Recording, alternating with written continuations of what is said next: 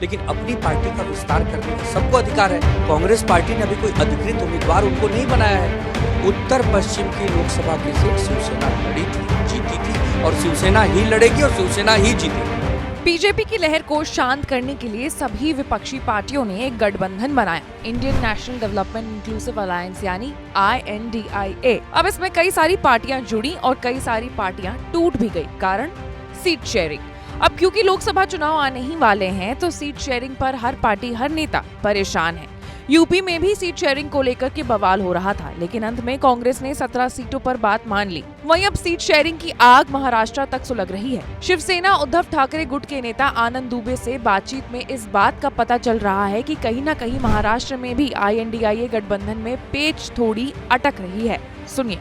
लेकिन अपनी पार्टी का विस्तार करने का सबको अधिकार है। कांग्रेस पार्टी ने अभी कोई अधिकृत उम्मीदवार उनको नहीं बनाया है।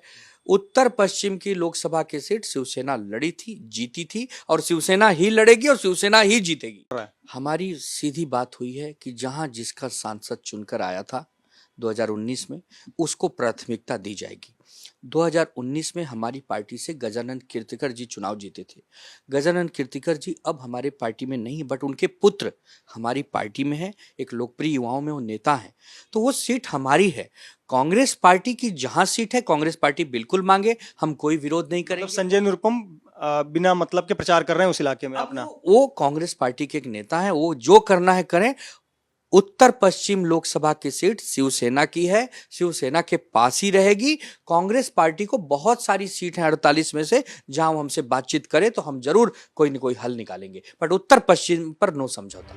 दरअसल इंडिया गठबंधन में सीट बंटवारे पर अभी कोई औपचारिक ऐलान नहीं हुआ है, लेकिन सहयोगी दल उम्मीदवारों की लिस्ट जारी कर रहे हैं। यूपी में अखिलेश के बाद अब महाराष्ट्र में भी उद्धव ठाकरे की पार्टी ने कमर कस ली है। वहाँ 48 सीटों में से 18 सीटों पर उद्धव ने अपने कोऑर्डिनेटर्स तय कर दिए हैं। इससे अंदाजा लगाया जा रहा है कि उद्धव गुट इन 18 सीटों पर चुनाव लड़ेगी। इनमें से मुंबई की 4 सीटें भी शामिल हैं और अपने उम्मीदवारों का ऐलान भी वो जल्द ही कर सकते हैं।